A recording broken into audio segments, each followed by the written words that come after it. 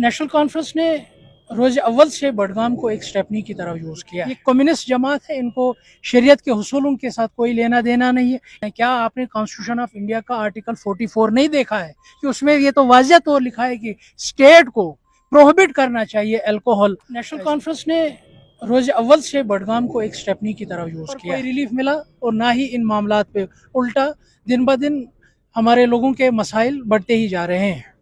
देखिए, ये सवाल आपको उनसे पूछना चाहिए था जिन्होंने लोगों से वादा किया था कि हाँ, आप हमें मैंडेट दीजिए, हम आपको सियासी तौर भी रिलीफ पहुंचाएंगे और जो रोज़मर्रा के मसले मसाइल हैं, यही सड़क का मसला है, बिजली का मसला है, तो इन मामलों पर भी हम आपको रिलीफ पहुंचाएंगे। मगर बदकिस्मती से ना ही कश्मीरियों को सियासी अमूर पर कोई रिलीफ मिला और ना ही इन मामलात पे, उल्टा दिन ब दिन हमारे लोगों के मसाइल बढ़ते ही जा रहे हैं।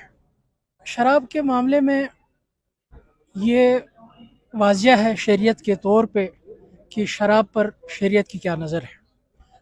हम जब कुरान खोलते हैं, चाहे वो सूरह अल-निसा हो, सूरह अल-यूसुफ हो या सूरह बकरा हो, उसमें वाज़िह लिखा है।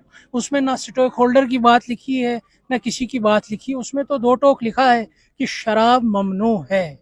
अगर हम दीगर अदियान की बात करें, आप हिंदू मज़हब की किताब भी उठाइए, स्मृति उठाइए, शिविज़म उठाइए, शक्तिज़म उठाइए, उसमें भी वाज़िह तौर लिखा है कि शराब ममनू है उनके हिसाब से भी।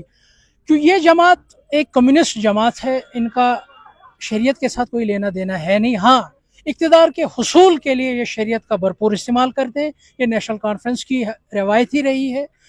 यही वजह है कि आज ये बोल रहे हैं कि शरीयत को बालाए ताक रख के ये कह रहे हैं कि ये स्टेक होल्डर की बात करें। हालांकि इनका दूसरा एमएलए जो लाल चौक से है, वो तो ये कह रहा है कि वो निशानदेही कर रहा है कि आप इन इन इलाकों में इस शराब पर पाबंदी लगाइए। ये कम्युनिस्ट जमात है, इनको शरीयत के हुसूलों के साथ कोई लेना देना नहीं है, इंसानी इक़्तिदारों के साथ कोई लेना देना नहीं है। इनका हुसूल सिर्फ इक़्तिदार है। उस इक़्तिदार को पहुँचने के लिए ये शरीयत का भरपूर इस्तेमाल करते हैं, फिर उसी शरीयत को जब ये कुर्सी पर पहुँचते हैं उसको रिडिक्यूल करते हैं। ये इनकी हिस्ट्री रही है, इनकी माजी भी रही है। मैं अब शरीयत की बात भी छोड़ता हूँ, मैं अब बाकी अदियान की भी बात छोड़ता हूँ। मैं इन लेजिस्लेटरों को ये बताता हूँ कि आप असेंबली में गए हैं, आपको कानून बनाना है। क्या आपने कॉन्स्टिट्यूशन ऑफ इंडिया का आर्टिकल 44 नहीं देखा है कि उसमें ये तो वाज़िह तौर लिखा है कि स्टेट को प्रोहिबिट करना चाहिए अल्कोहल।